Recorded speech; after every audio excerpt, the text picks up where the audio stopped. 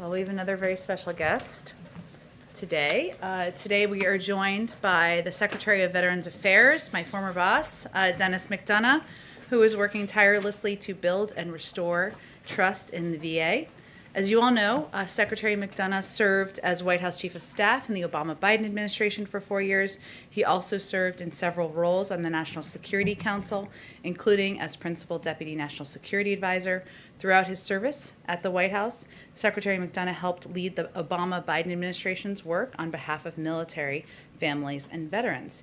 He has a busy schedule, as all of our cabinet members do, but he has kindly agreed to also take a couple of questions after he speaks, and I will, as always, be the bad cop.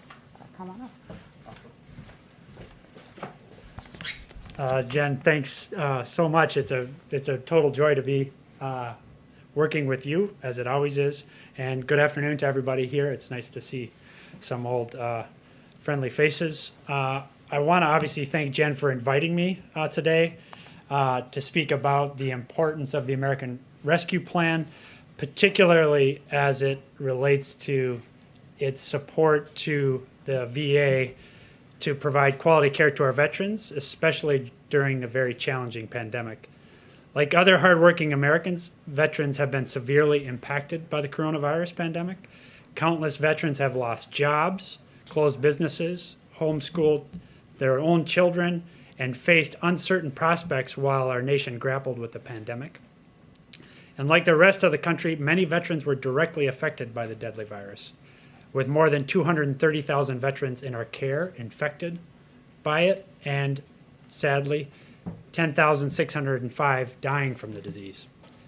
At the VA, we've risen to the challenge of combating this deadly pandemic. Our integrated healthcare system, the largest in the nation, has been running nonstop since the start of the pandemic to provide much-needed care to infected veterans and vaccines to those most at risk. To date, more than 1.4 million veterans have been vaccinated, with more than half of them having gotten both vaccines. And we're making sure that equity is at the forefront of where and how we distribute vaccines. At the same time, we continue to deliver routine care while mitigating the spread of infection. VA is leading the country in standardizing the use of telehealth for routine doctor visits. We're partnering with community and service organizations so that vets do not forego checkups because of broadband limitations. Last year, for example, in March, VA averaged approximately 2,500 telehealth visits a day. Last month, February, we averaged nearly 45,000 such visits a day.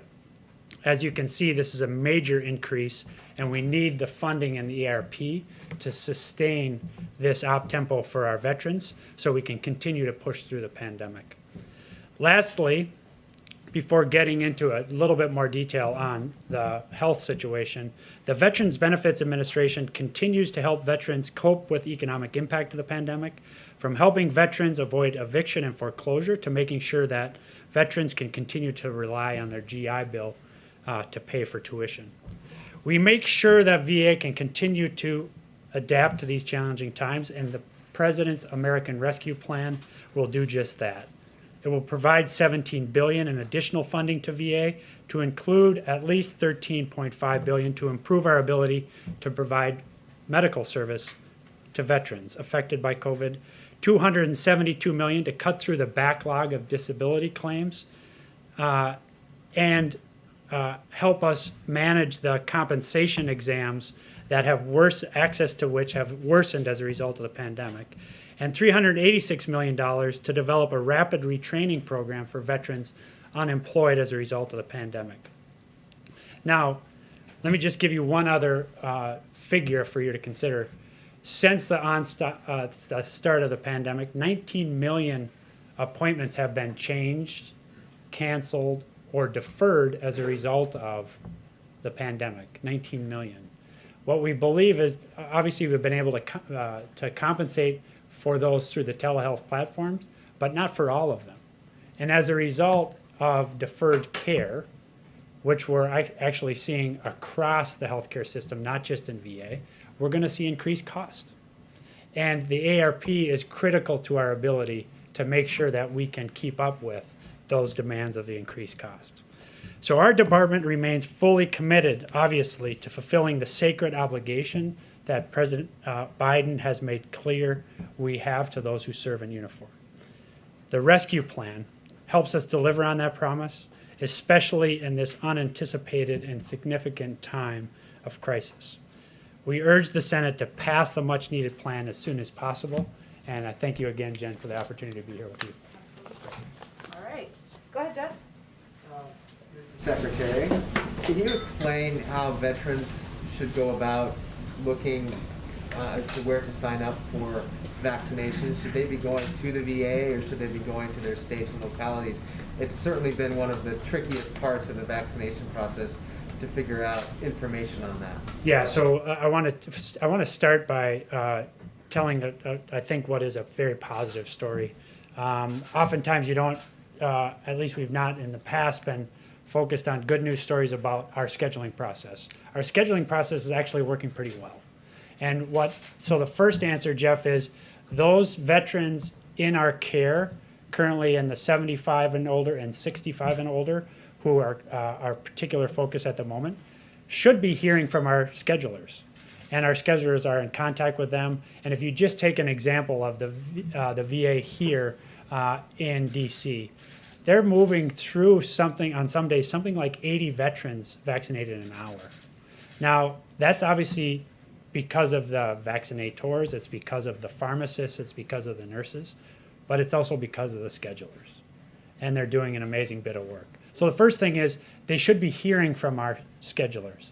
The second thing is we have a bunch of information on our website at va.gov, including how to get access to opportunities.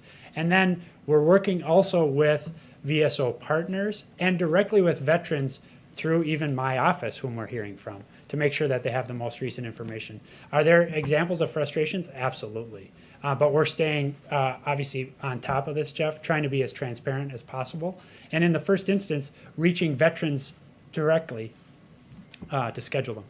Are there examples of overlap too, where veterans are maybe going to the VA, but also hearing from their local, or going to their state or local facilities as well? Definitely. And many of our veterans are obviously, this is the beauty of the integrated system, which is we provide care across the range of services. And so many of our, the over 6 million vets who are with us, rely on us for care across the board, are very sophisticated consumers of care. But then we have up to 9 million who are enrolled in the VA system, and they have choices, and we're seeing them make choices. But again, we are trying to be as affirmative and on the front foot as we can be so that we're providing that kind of information. I guess what I'm getting at, and sorry to ask one more, isn't there some inefficiency there that would be a problem? Like if veterans just knew we can get our shots from the VA, that will clear space at these other facilities for other people, and it would ideally give them priority at the VA. Yeah, and I guess my answer isn't that there's not overlap and that there's not competition. There obviously is. But I think what we are seeing, Jeff, is that we are very efficiently moving veterans who qualify through the system, and we're hearing very positive feedback on that. There inevitably is going to be some overlap, and that's what we're trying to get ahead of with forward contacting and also providing information as clearly as we can about dates and times for vaccinations, how those clinics are going to function, but also not have it just be a jump ball, actually have it be scheduled so we can efficiently get vets through the system. Thank you. Thank you, Mr. Secretary. Can you talk about what the biggest challenges are in getting as many veterans vaccinated as possible? And secondly, is a part of that hesitancy at all? Because I know Pentagon officials have said about a third of troops have not opted to get the vaccine. Yeah. So what are the challenges, and does that include hesitancy? Well, the biggest challenge is supply, and that's why we really need the American Rescue Plan. You've heard the president say this. You've heard Jeff Zients say this. You've heard Jen say this. We have more demand right now than there is supply, and that's notwithstanding the fact that the COVID coordinator, the president, have really cranked up supply week on week, including with these several innovative actions even over the last several days. with Johnson & Johnson and enhancing the manufacturing capacity. So the big challenge for us is supply. From what I hear from our docs is from the moment we get it, our allotments are in arms within 2 to 3 days. Okay, so I think that's a pretty remarkable throughput. Now, on hesitancy, you know, our lead doc on this testified last week to Congress that, in fact, we're surprised that hesitancy is less than we feared. Now, that doesn't mean that we're not going to confront it. But right now, we're seeing significant demand, that demand outstripping supply, and that demand consistent across categories. In fact, our performance among Black vets, Latino vets, and white vets is pretty consistent, if not outperforming in Black and Latino vets, white vets uptake. Nevertheless, this is going to be a problem going forward, so we're working very closely with our VSOs, very closely with Congress, and then very closely to tell the story of the more than 1.4 million vets who have gotten vaccinated to date. We're talking about what that experience has been, which is overwhelmingly positive. But we need the funding from ARP to get this done. Follow on the supply. Is there a set amount that you're getting every week from the administration, and have you asked Jeff Zients to increase that? There is a process, well-established process, that's run through the interagency. So we get our allotment every week out of that process. We then channel it out to what we call our VISNs, which are our regional setups across the country, based on their population of the target populations. So we have a very straightforward, transparent process by which we get our allotment and dish it out. Now, I think the question over time is we're trying to demonstrate at VA that we're very efficient at moving it through, in the hopes that as there's extra, that it comes our way. So, for example, about 3 weeks ago, there's 200,000 doses. That was additive to our allotment, and we, as with everything else we're getting, we move that quickly through the system into vets' arms on a very clear, efficient process. On another topic, as the Capitol's on alert today, I wanted to ask you about the veterans who played a role in the January 6th attack. We've seen 30-plus veterans be arrested for participating. We see these militia groups that are actively trying to recruit veterans. What, if anything, can the VA do? Are you considering doing to try and combat some of this? Yeah, so I also, just to fill out the story, I also saw veterans on that day, including members of Congress who were veterans doing remarkable things, including members of the DCPD and the Capitol PD, veterans doing remarkable things. And so I think it's a full picture there that underscores that basically veterans continue to play a critical role in the country even after they retire from active duty, and we're very proud of that. As to the questions you raise, we'll take a look at that. We don't have anything specific to announce now, but again, I want to make sure that we have a full picture of things like remarkable members in the House. Mr. Gallego is one who comes to mind. Senator Cotton in the Senate. These people taking concrete action in support of democracy on the ground that day, they're vets too. Phil? Thank you, Mr. Secretary. Two, if you don't mind. The first one, COVID related.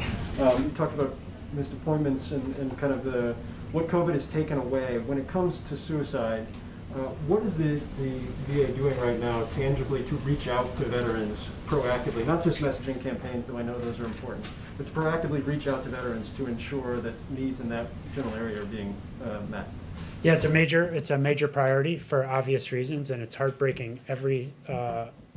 Any individual suicide is absolutely heartbreaking, and we're very focused on reducing these. The most important set of lessons I think we have to draw from is the availability of telehealth platform.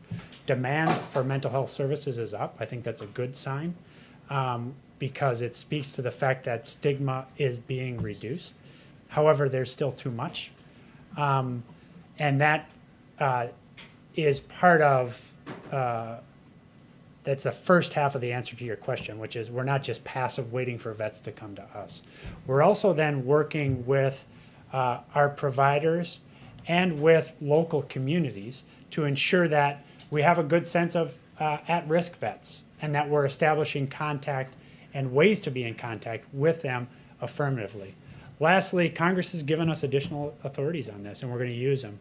The Hannon Act was just enacted. In fact, I was just speaking with Senator Bozeman from Arkansas about this earlier this week. He and Senator Tester spent a lot of time on this question, giving us new authority to make grants in local communities using local providers who know their communities best to ensure that we're providing assistance to those vets, at-risk vets, and making sure that we're doing things like reducing the stigma. So that's what we're doing, Phil. And then just real quick from a policy question, I know this came up during your confirmation hearing, but do you have a plan right now to either reverse or significantly revise the community access standards through the VA Mission Act? I don't have a specific plan on that. I'm very in active discussion with people like Senator Moran, Senator Tester, Senator Sanders about what we're seeing. We're also beginning to get data about last fiscal year, what happened in the community. This is the data we're getting now is pre-COVID, so basically first quarter and a half of FY20. And what we're seeing there is a pretty significant uptake in the community. And so we got to, A, be a good partner with that, ensure that we're paying those bills on time to local providers. We're keeping vibrant networks so our people have places that they can find care. But we also have to be really careful that we're also maintaining investment in the integrated system of the VA itself. We have to recapitalize that and make sure that these institutions, many of them over 50 years old, are brought up to speed. The ARP will be important to that too. Things like new HVAC, new air control systems, zero pressure rooms, so we're not moving that virus through the hospital. Those are all things that are going to be enabled by the ARP, and that's why we really need the Senate to get this done. All right, let's do the last question. Then we'll have to have them come back. Go ahead. Thank you, Mr. Secretary. At the top of your remarks, you mentioned the importance of keeping veterans in their homes. The moratorium on forbearance and foreclosures, of course, was extended through June. Yes. Do you think it should be extended further?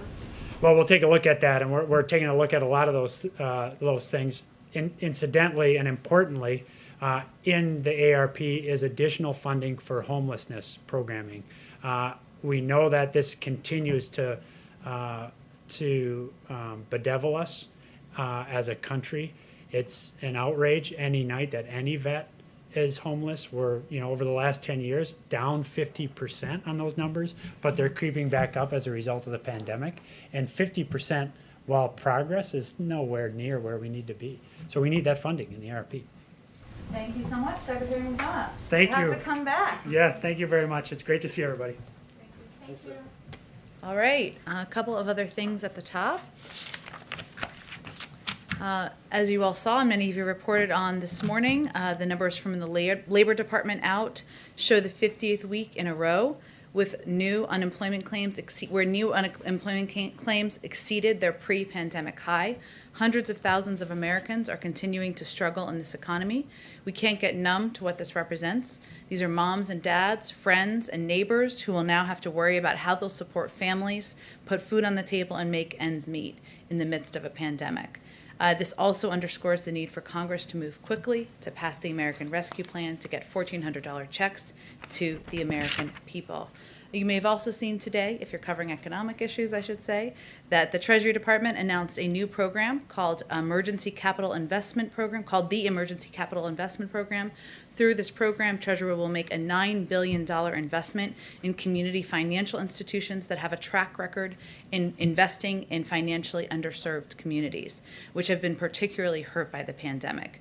This support will bolster these institutions so they can continue to play important roles in fostering financial inclusion for communities that have been shut out for far too long.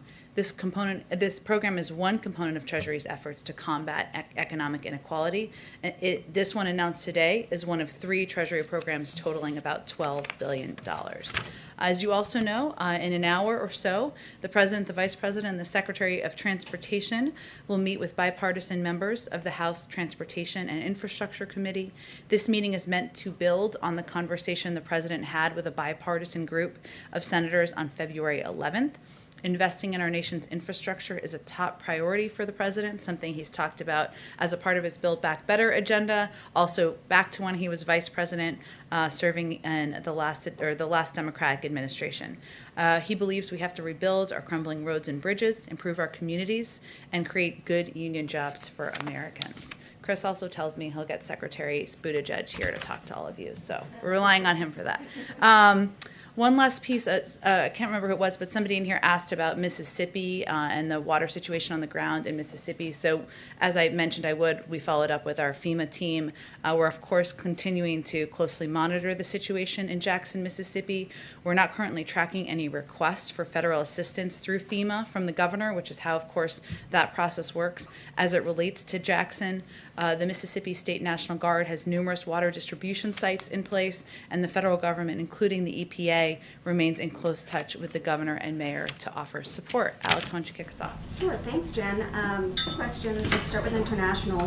What is the U.S. doing to help free AP journalist Tin Zan and other journalists detained in Myanmar, including the ongoing crackdown against protesters there? Has there been any outreach to authorities there, and what's been the response? Well, I will say first that the detainment of journalists, the targeting of journalists and dissidents is certainly something that is of great concern to the President, to the Secretary of State, and to every member of our administration. And certainly this issue has been raised the issue broadly is raised in virtually every diplomatic conversation that members of our team have. As you're very familiar with, the situation on the ground in Burma is troubling. We've obviously been working closely with our partners in the region. We've taken sanction steps, as you know, to send a clear message that it's unacceptable. I don't have any diplomatic conversations to update you on. Those would likely happen through the State Department, so I would certainly suggest you reach out to them directly. And then domestically, we've seen a couple of high-profile IG reports out this week about former Trump officials. Does the president believe that inspector generals should continue to investigate and potentially pursue punitive measures against these Trump officials that are no longer in office, or does he think it's time to turn the page? Well, as you know, the Department of Transportation Officer of Inspector General initiated the investigation into the former secretary during the Trump administration and completed the investigation under the leadership of a Trump-appointed Inspector General. The Inspector Generals across agencies are independent for a reason, and we certainly respect their role in moving forward or seeing those investigations through as they see fit. Go ahead, Mary. The governor of Mississippi has responded to the president's comments yesterday, and he seems to have taken offense at some of the president's language. He says Mississippians don't need handlers. I just think we should trust Americans and not insult them. He's making an argument that this is really about personal liberty here. Does the president have any second thoughts about the language that he used yesterday, and how does comparing someone to a Neanderthal help convince them to change course and get on board with your public health message? The behavior of a Neanderthal, just to be very clear, the behavior of. Look, I think the president, what everybody saw yesterday was a reflection of his frustration and exasperation, which I think many American people have, that for almost a year now, people across the country have sacrificed. At many times they haven't had information they need from the federal government. They haven't had access to a greater understanding of what the public health guidelines should look like. And those include many, many people in Mississippi, in Texas, in Ohio, Florida, in every state across the country. And, he believes that with more than 500,000 Americans' lives lost, with families that continue to suffer, that it's imperative that people listen across the country, whether they live in a red state or a blue state, to the guidance of public health experts. At the same time, you've watched the president closely for some time, Mary, as you all have. He's going to engage with and talk with people who disagree with him on a range of issues, including this one. But he believes that if we're going to get this pandemic under control, we need to follow public health guidelines. He simply was asked the American people to abide by wearing masks for 100 days. We're at about day 40. Are we at day 40? Around there. 60 more days. That's what he's asking, and he's certainly hopeful that businesses and people across the country will continue to do that. Has he reached out to Governors Reeves and Abbott to convince them to try and change course here? I don't think his view on mask wearing is a secret. They're certainly familiar with it. He's talked about it many, many times, and I'm certain when he speaks with them next, he will convey that directly. The president has said that he hopes, he's hopeful that by this time next year we may be getting some semblance of normalcy again. Mm-hmm. Is there a concern that as we see states like Mississippi and Texas take these actions, if others follow suit, that could shift the timeline, that a few states could set back the timeline here? Well, what the president has said publicly and certainly conveyed to all of us is he can't do this alone. The federal government cannot do this alone. This is going to require additional sacrifice from the American people. He doesn't think that's easy. None of us think that's easy. But he has ordered enough vaccines to ensure everybody in the country is vaccinated. And we will have those vaccines by the end of May. But it will require ongoing social distancing, ongoing mask wearing, as we've been talking about, and it will also require the American people getting the vaccine. He can't force individuals to do that. So he can just project the recommendations of public health officials. He can take steps, as he has over the last couple of days, to ensure that communities are prioritized who are playing key roles in society. But he can't do it on behalf of the public, and it is going to require the public to play an important and vital role here, too. On vaccines, the president has been pretty critical of the prior administration's handling of this pandemic, saying you inherited a mess here. But when it comes to vaccinations, you are following some of the same playbook here. So does the prior administration deserve some credit for laying the groundwork? Which ones are we following? Well, for instance, former Trump HHS Assistant Secretary Admiral Brett Giroir has said that you're following 99% of the playbook they created on vaccines. He has said that the prior administration deserves more credit here for at least getting the ball rolling on some of these. I don't think anyone deserves credit when 500,000 people in the country have died of this pandemic. So what our focus is on, and when the president's focus is on when he came into office just over a month ago, was ensuring that we had enough vaccines. We are going to have them now. We had enough vaccinators and we had enough vaccine locations to get this pandemic under control. There's no question, and all data points to the fact that there were not enough of any of those things when he took office. We are open-eyed about the challenge we continue to live under, and that's why he has been focused every single day and doing everything possible to get the pandemic under control. But there were shortages in all those areas which were preventing us from moving forward on getting the pandemic under control. Go ahead. I have a couple on the COVID bill, but to start with, the previous administration put an end to regular reporting of specific troop levels in Afghanistan, Iraq, and Syria. I understand this is the Pentagon's bailiwick, but will the president commit to once again reporting specific troop levels in those three countries under his administration? Well, certainly, we, of course, would work with the Pentagon and our national security team to ensure that transparency remains a priority, or is reprioritized, I should say, under this administration. I mean, I'd have to talk to our national security team and our team at the Pentagon about any restrictions they have, but that remains a vital priority for this president and something I know he's projecting to his entire team. And on the COVID bill, last night when the president was speaking to House Democrats, he said, I know we're all making small compromises, as he tried to work everybody to support the bill or thank them for supporting their version of the bill. What exactly has the president asked moderates to compromise on in this process up to this point? You'd have to ask them that question. The president has been clear that he is unmovable on the size of the package, $1.9 trillion. And as you know from covering the Hill, that was a size that some expressed concern about. He has been unmovable about his view that Americans who need help the most should get $1,400 checks. There were some who spoke openly about their concern about that. And he has been very clear that state and local governments need assistance now to keep cops on the beat, to keep teachers, to keep firefighters employed, and to keep state and local governments functioning. I'm sure there may be other issues that they have concerns about. I'll let them speak to that. But he has been insistent that the scope of the challenge requires this size of a package, and in order to address these twin crises that we're facing, it needs to have these key components included. And then last one, again from the president last night to House Democrats. He made the point that this will make everything more possible to get done. I think I'm quoting properly there. Mm-hmm. Passing this now. Is that the kind of theory of the case here? You get this done at this scale, and all of a sudden some of the difficulties you may have in the U.S. Senate become less so because people see that you were able to produce. I just want to make sure that I understand kind of his thought process going forward. I'm not sure what the context of that comment was. Can you tell me more of the context of it? Yeah, I don't have the full thing in front of me. Sorry about that. I was just struck because he said, if I will paraphrase, I promise I'm being accurate when I paraphrase this, that the idea being that if they get this done, there will be more trust in government. And if there's more trust in government, therefore, people will be willing to get behind maybe the priorities that House Democrats have going forward, whether that's on infrastructure, whether that's on climate, any of those things. He didn't list those off.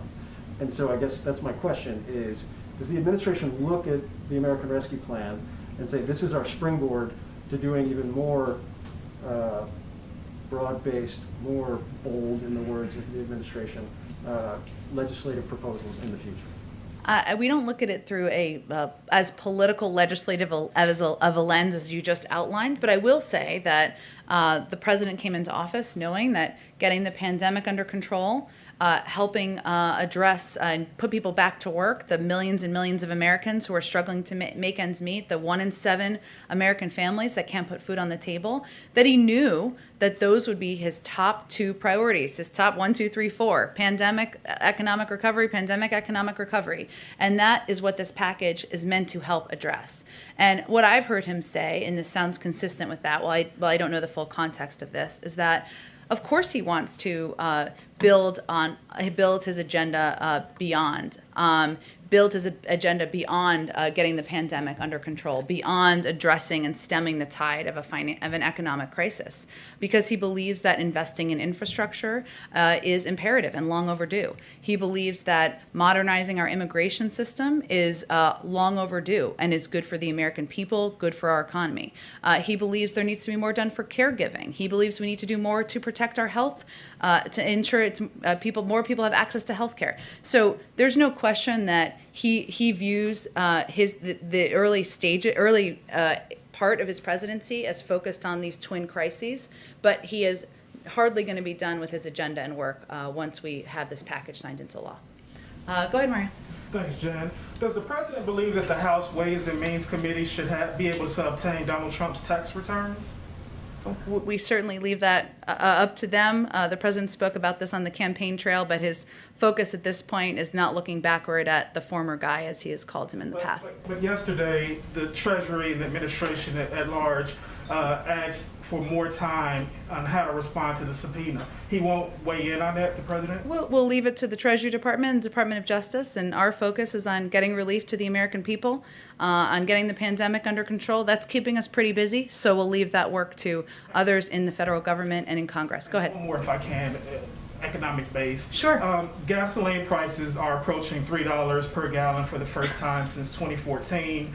Americans, as you well know, are cash strapped. Is the president planning to intervene somehow? OPEC Plus came out this morning and said that they were going to limit supply. Does the president plan to intervene somehow, maybe call the Saudi government, Russia, anything in the toolbox to rein in the gas prices? I don't have anything on that to preview for you. I will say, since you've given me sort of an opportunity and opening here, is that there's been a lot of reporting on what kind of relief would come out of the American Rescue Plan, something that can help address a range of issues the American people are having, whether it's the cost of gas or it's the inability or concern about getting food on the table. So let me just take this opportunity to lay out some of the specific numbers our NEC team, I love number crunchers, crunched for all of you. So under the Senate version of the bill, 158.5 million households are going to receive direct payments. That's 98% of the households who received them in December.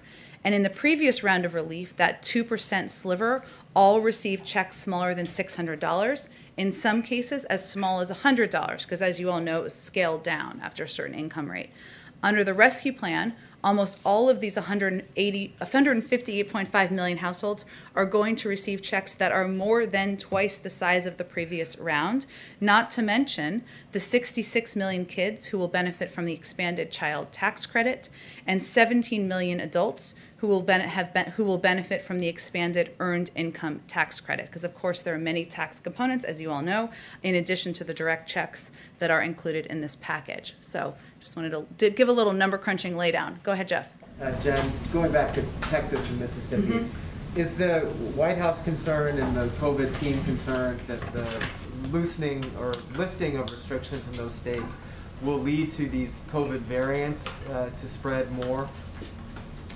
Well, one of the reasons that our health and medical experts have continued to call for the American people to wear masks, to social distance, to get whatever vaccine they have access to, is because many of them of these vaccines have shown to be effective in addressing the variants, and because we've seen a spread of variants reportedly in some of these states. So I would say, Jeff, that our concern here is on the health, welfare, well-being, and survival, frankly, of people across the country, and in states where the guidelines are not, or where the recommendations from leadership is not following health and medical guidelines, we have concerns about the impact on the population. In Europe, there are travel restrictions between European states. The United States is large and has 50 states. Is there any discussion of restrictions for traveling between states when different states have such different ideas about how to fight COVID? And would you encourage or discourage other Americans from traveling to Texas or Mississippi right now? I'm not aware of any discussions, and I certainly wouldn't do that from here. But I would just say, Jeff, that we are going to continue to use every method of the bully pulpit at our disposal to convey directly to people living across the country, including in many of these states, that mask wearing, social distancing, getting access to the vaccine is the path to go back to normal. And that is how we are going to get it done, and how the American people can return to, believe me, I'd love to take my kids to birthday parties and to parks and to go to a restaurant. I haven't been to one in a year. We all want that. This is the pathway to do that. And that's what we'll continue to convey. Go ahead. One more quick one on another topic. I'm sorry. The Capitol is on high alert today because of the potential of an attack related to a conspiracy theory about this date. Is the White House taking any additional security measures, and can you share any intel or readout about what you know about the threat? Well, let me first say, Jeff, that on the specifics of today's threats, the FBI and DHS have warned that the threat from domestic violent extremism, particularly racially motivated and anti-government extremists, did not begin or end on January 6th. And we have been vigilant day in and day out. Our national security and homeland security team has been since then, in part because we are witnessing a years-long trend of false narratives fueling violence, and the current heightened security environment in the national capital region writ large is an illustration of that. I'm not going to outline any security steps from here at any point in time, but I can say that our team is, of course, our team, the president personally remains deeply engaged in tracking these threats and receiving regular updates, as he does from his team, about threats, of course, but about incidents happening across the country. It's something he is personally engaged in. It's reflected in the comprehensive review he ordered in his first week of the job. He's also a diligent and an eager consumer of intelligence. And as you'd expect, appropriate elements of the intelligence community and law enforcement are providing a steady pace of information and analysis on a regular basis on domestic violent extremism in the country. Go ahead. Thank you, Jen. As more people are getting vaccinated every day, there's still a lack of clarity about what they should and shouldn't do. And we have reported that the CDC guidance for them was supposed to be released today, but that's no longer happening. Do you have any guidance about why not, and when Americans should expect to see recommendations? I would certainly point you to the CDC. I believe they said in your story, or maybe another story perhaps, that the CDC's guidance will not be posted tomorrow. This is a quote from them, because we have not finalized it here at CDC. Once it is final, we will publish and disseminate it. And certainly we know people are eager to hear more details about steps they can take once they're vaccinated. And we certainly think that once people have a sense of that, hopefully, and we'll see it when we see it, it will hopefully encourage people to get vaccinated as well. But they're on their own timeline, and we'll wait to see when they're ready to put out that guidelines. So the White House has not seen them yet? I'm not aware of the White House reviewing the guidelines, no. And then on Texas, Governor Abbott said that the Biden administration must stop importing COVID into the country because he claims that COVID positive migrants are being bused into Texas and then sent to other places in the country. Do you have a response to that? And can you elaborate on what the government is doing to test migrants, if anything? Sure. Well, we're about facts around here. That is not factual. So let me give you an overview of what happens. When migrants are placed in alternatives to detention, their COVID-19 testing, our policy is for COVID-19 testing to be done at the state and local level and with the help of NGOs and local governments. And that certainly is something that our policy is to have that be done, concluded before they are even moved to go stay with family members or others they may know while their cases are being adjudicated. And of course, our guidance to anyone, regardless of status, is testing positive for COVID-19 or experiencing COVID-like symptoms is, to social distance, to wear a mask, and seek medical attention as needed. But in general, our approach and our policy is to work with local governments, work with NGOs to have testing to ensure these migrants are tested, and that can take place, and that steps for isolation, quarantining, and medical care can be taken should that be needed. Is there a reason why the burden is on state and local jurisdictions to do the testing and not the federal government? Well, many of these NGOs have stepped in to help ensure that these steps can be taken. Many of these NGOs have also, if quarantining or isolation is needed, have even reserved hotel blocks in some cases, and you certainly have to talk to some of them about the steps they take. But obviously, their assistance allows the federal government to, work with local communities to get this done. Thank you. Just one more question on migrants, specifically unaccompanied minors who continue to come to the border every day. We've reported that 96% of the HHS beds are already accounted for. Is the administration planning to open new influx facilities specifically for these children, and maybe at military bases or installations like we've seen in the past?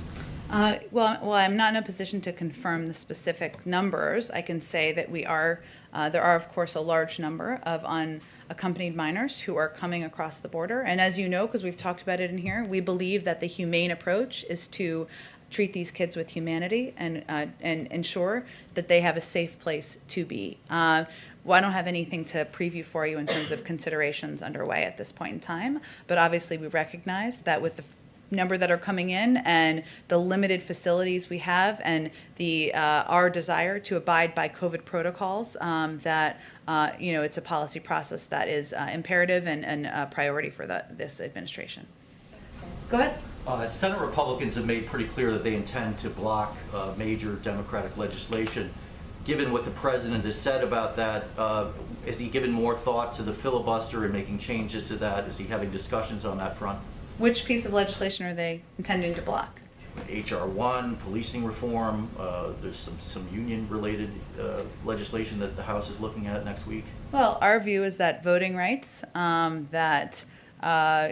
addressing needed reforms of unions, that moving forward on a number of long overdue policy efforts by Congress is too important to prejudge what the outcome will be. And we've certainly seen the threats by some in Congress, but we're going to continue to work to see if there's a bipartisan path forward.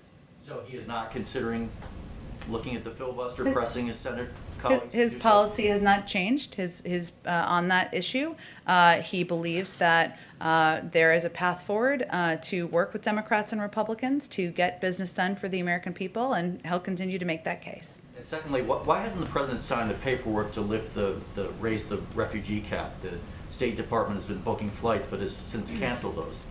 Well, I would refer you to the State Department. I know that they have to have systems in place in order to implement policies like that, but will have more details on where things stand. And just lastly, on HR 1, it includes some restrictions on so-called dark money, secret money.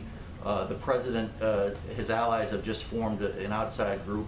Will he instruct them to make those donors to that group public rather than keeping them secret? Well, I'm not sure he's in the position to instruct them. That's not the relationship we have, but he certainly can. I would refer you to them on what their policy is going to be for making donors public. He can make his position known, though, right? And he's spoken to this issue in the past, but I don't have anything to. I would point you to the outside group for any further comment on that. Go ahead, Ashley. Thanks, Jen. A few questions. There were a few late changes in the COVID relief bill that could help several states, including Alaska, by increasing funding for lower population states, as well as adding money for tourism and seafood processors. Did President Biden sign off on these changes personally, and was this aimed at all at getting Senator Murkowski to support the bill? I would say the majority of negotiations at this point are between senators themselves in Congress, and that's where the discussions are. Of course, the president is engaged with members, as you know, who are here sometimes in the Oval Office, who he talks to on the phone. But I'm not going to outline any more particulars for you, other than the majority of negotiation is between senators in Congress. Schools, we know the administration's goal for the first 100 days. Can you talk a little bit about what the public should expect for the fall when the new school year will start, what the goal is and what the reasonable expectation should be? Well, we don't have new goals to outline, but I would tell you that now that we have a Secretary of Education in place, his number one priority is ensuring schools are open, that they're open 5 days a week, that schools have the information they need to put in place the mitigation steps. Obviously, we need the money from the American Rescue Plan to get that done in certain communities, but our objective is for schools to certainly be open. But is it fair, is it a reasonable expectation for parents and families to expect that kids will be back in what we think of as a more traditional classroom setting 5 days a week for the next grade in the fall? Well, that certainly is our hope and our objective, but the Secretary of Education is going to be leading this effort. He's going to have a summit he's announced. He's going to be working closely to help school districts work with them to implement these guidelines that have been put out by the CDC, and so I expect he'll have more to say on it. And lastly, how quickly does President Biden plan to move to name a replacement for Neera Tanden? I don't expect to have an announcement this week. Beyond that, I don't have anything to preview for you. I would say our focus right now is on getting the nearly half a dozen cabinet nominees, including our nominee to be the Attorney General of the United States, through Congress, because those are essential roles we need to have in place leading these departments. As you know, he's nominated an incredibly qualified and well-respected woman, Shalanda Young, to be the deputy at OMB, and we're certainly hopeful Congress will move forward on that, and then she would be in a place to be the acting head while we go through the process of nominating a replacement for Neera. Go ahead. On the border, is the White House or the administration planning to ask FEMA to assist with the influx of children coming across the border? And if so, does that mean that you consider it an actual genuine emergency? Well, I would say that's probably a question for the Department of Homeland Security, who obviously oversees that, and the Department of Health and Human Services, who oversees the facilities and the shelters where these kids are. Certainly one of our concerns is that there is, as we were talking about earlier, an influx of kids at a rate and a pace that is going to require us to, make considerations about where we're going to safely house them, and that is something that is under discussion in the administration, but I don't have any. I would just send you to them, who oversee the Department of Homeland Security, oversees the process. And in the current stimulus proposal, the child tax credit is expanded temporarily from $2,000 to $3,000. Would the president support making that expansion permanent, or any of the other temporary expansions in the bill permanent? Well, the president is interested in exploring options for making the child tax credit permanent as part of the Build Back Better agenda. He's been heartened to see bipartisan support for ideas like this, including from Republicans like Senator Romney. But we'll have more to say about all of that once we get the rescue plan passed. And just one more. The president has traveled back to Wilmington a couple of times since taking office. The CDC does still urge people not to travel for personal reasons. Obviously, presidential travel is very different than commercial travel, but should the president be doing more to set an example about personal travel during the pandemic? Well, the president lives in Wilmington. It's his home. That's where he's lived for many, many years. And as you know, as any president of the United States does, he takes a private airplane called Air Force One to travel there. That is, of course, a unique from most Americans, but I think most Americans would also see that as a unique circumstance. Go ahead. Thank you, Jen. So a group of 9/11 families sent a letter to President Biden this week, and they're asking that that he declassify FBI documents that talk about the Saudi link to the September 11th terror attacks. Would this be something that President Biden would consider? I would send you the Department of Justice. And then another question. 4 years ago this week, President Trump announced that he was going to donate the first quarter of his salary basically back to the government. Wondering, obviously realizing very different financial circumstances, but will We don't know. We haven't seen his tax returns. That is true. We're not sure. But will the president consider donating a portion of his salary either back to the government or to a charity of his choice? I'm happy to talk to him about that and get back to you directly, or others who are interested. Go ahead in the back. Hi, Sue Donnelly from the Irish Times. Just a bit of change of tack. Given we're in March and less than 2 weeks away from St. Patrick's Day, I was wondering, what are the White House plans to mark St. Patrick's Day? We do know that the President Biden, is very proud of his Irish heritage, and just wanted to know, do you have any update on the plans for that? I don't have an update on specific plans, but the president has a special place in his heart for the Irish, as do I, and I expect certainly we'll have more details to share in the coming soon, given as you said it's 2 weeks away. Of course, any recognition of St. Patrick's Day would look different but from past years, but we will certainly mark the day, and we'll have more to say on it as we get closer. And just a second question on trade. This morning, the Biden administration suspended tariffs on UK exports as part of the Boeing Airbus ongoing dispute. But also on the trade on this area today, and there are continuing tensions around Brexit in Northern Ireland, and the UK has been accused of reneging on international law for the second time over a delay in imposing checks between Northern Ireland and Great Britain. Just those two aspects, in terms of a UK-US trade deal, where do two things stand now at the administration? Is a UK-US trade deal a priority for this administration? Or are they concerned? President Biden has said before that, and I quote, any trade deal between the US and UK must be contingent upon respect for the Good Friday Agreement in Northern Ireland. So that certainly remains the case. I will say, 'cause since you brought up, and everybody may not be following the suspension of tariffs news this morning, in a joint statement, the United States and the United Kingdom announced a 4-month suspension of tariffs related to the ongoing large civilian aircraft dispute, and the 4-month tariff suspension was agreed to ease the burden on industry and take a bold joint step towards resolving the longest-running dispute, one of the longest-running disputes at the World Trade Organization. And certainly President Biden has been unequivocal, I should say, in his support for the Good Friday Agreement. This agreement has been the bedrock of peace, stability, and prosperity for all the people of Northern Ireland. We are also welcome cooperation between our British and Irish partners on the Northern Irish Protocol and the recent strong statements on these governments' full commitment to the Good Friday Agreement.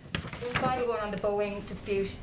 The fact that the UK has moved to suspend these tariffs on UK exports, is this a sign that the US is prepared to reach some kind of negotiation settlement with the EU on the tariffs on this very long-running disagreement over Boeing and Airbus?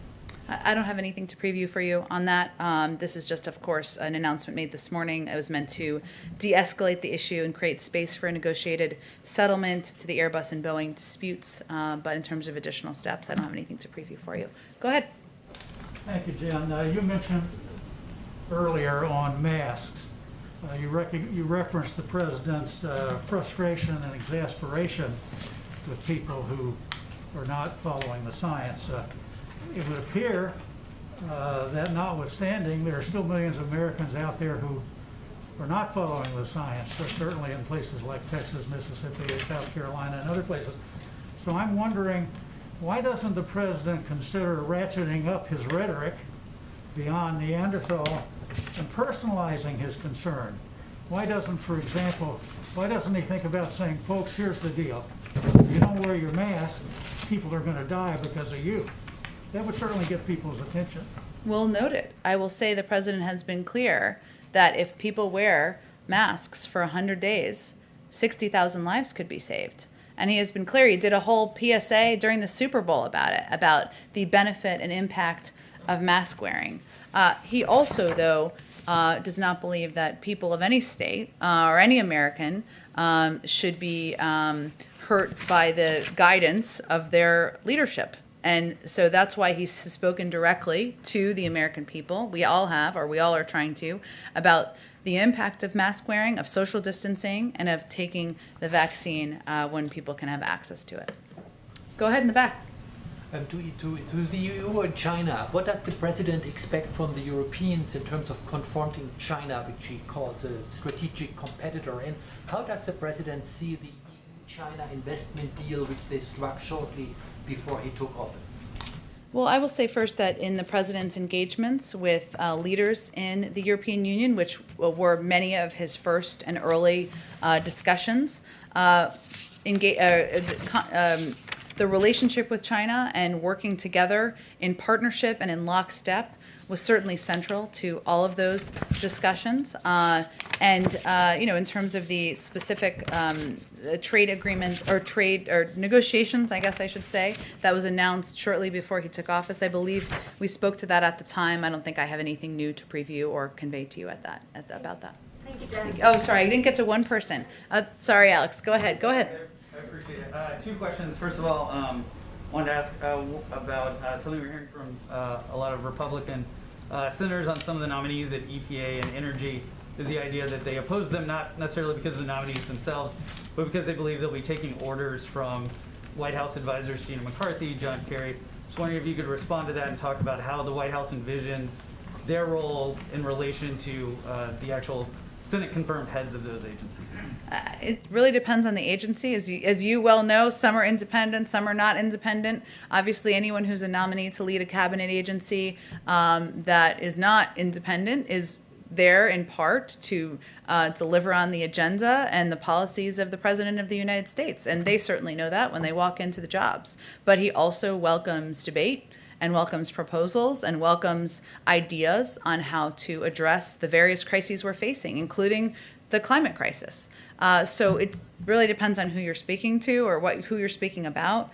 I think the President feels confident that his nominees across the board are qualified, they're experienced, they're prepared to do the job, and he's eager to have his team in place and hopeful that the Senate moves forward to confirm the remainder of his nominees. And then if I could also, any White House reaction to Microsoft and this hack that they're talking about, is the President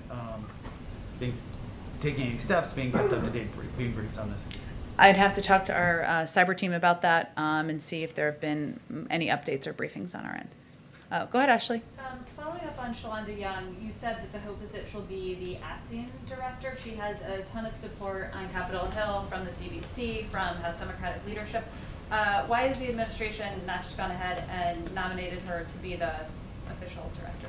Well, the President thinks so highly of her. He nominated her to be the deputy director of OMB, which is a very senior and significant job and role in the administration. All I was conveying is how the process works. If when the deputy is confirmed, knock on wood, they will then become the acting director. Hence, there is a need and an imperative to move forward on that quickly. I will reserve his space for him making his own decision about who is going to lead the budget department. We certainly know there's lots of support on Capitol Hill, and again, he thinks so highly of her, he nominated her to serve in a senior role. Well, if he thinks so highly of her, I guess why is the obvious next step not just to appoint her to that top position? Well, Ashley, there's a range of individuals in the country who are qualified for the job, so we'll leave him the space and time to make a decision about who he'd like to nominate as a replacement for Neera Tanden. Okay, last one, actually. I'm sorry, we've gone over now. Go ahead. Jen, just a quick follow-up. Did the President directly speak to Alabama Governor Kay Ivey, who's actually said that she's going to extend her? She did, and I meant to raise that. I'm not aware of a direct conversation between them today. Obviously, the President's view and his support for the mask mandate and encouraging people to wear masks, given the advice of his health and medical experts, is well known. It's something he's raised on calls with governors. Our health and COVID team has raised on calls with governors, but I'm not aware of a direct call between them today.